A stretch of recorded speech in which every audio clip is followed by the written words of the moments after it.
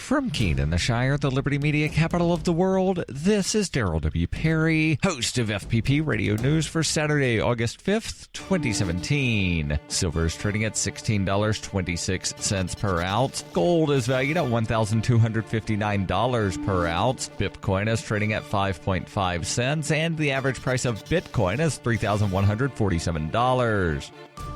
Antiwar.com reports in a move likely to cause a new round of controversy as well as resentment within Iraq. The U.S. Court of Appeals on Friday threw out the lone first-degree murder conviction related to the 2007 Nisour Square massacre and also overturned the sentences of other former Blackwater mercenaries involved who had been convicted of manslaughter. The Nisour Square massacre of September 16, 2007 was a major turning point in the Iraqi public's view of the U.S. occupation and led to an outright ban on the use of U.S. military contractors by the Iraqi government. During the incident, Blackwater employees attacked and killed 14 Iraqi civilians and wounded 17 others. Nicholas Slatton was convicted of first-degree murder over the massacre, with court documents showing he bragged about the killings being payback for 9/11. The appeals court says he should have been tried separately from the other 3 Blackwater employees. Those 3, Paul Sloth, Evan Liberty, and Dustin Hurd, got lesser sentences for manslaughter and attempted manslaughter on the grounds that Slatton fired first and they simply joined in. The court, however, insists the sentences for these 3, for spraying gunfire and throwing grenades into a crowd of civilians, amounts to unconstitutional, cruel, and unusual punishment, with one of the judges saying it was poor judgment that led to the massacre.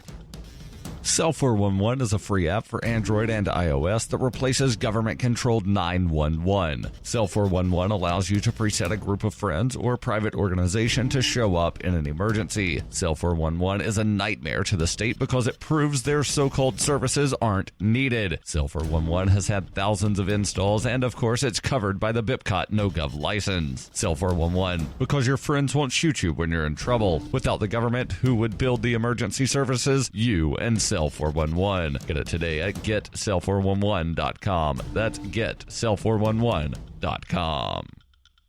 UPI reports the U.S. Secret Service said it's leaving its command center at Trump Tower in Manhattan because of a lease dispute. Trump Organization spokeswoman Amanda Miller told the Washington Post via email, after much consideration, it was mutually determined that it would be more cost-effective and logistically practical for the Secret Service to lease space elsewhere. President Trump has not visited his office or residence in Trump Tower since taking office in January. The Secret Service, obliged to protect any president's primary residence, has set up a trailer outside the building on Manhattan's Fifth Avenue for use as a command center. Between late 2015, when Trump was a presidential candidate, until last month, the Secret Service maintained a presence in space one floor below Trump's private residence in the tower. Neither the Trump Organization nor the U.S. General Services Administration, the agency responsible for government real estate actions, explained the points of conflict. The New York Times reported that a new contract fell apart last month, primarily due to an unknown clause in the lease agreement Trump's representatives disagreed with. It's not clear whether discussions to put agents back in the building will continue.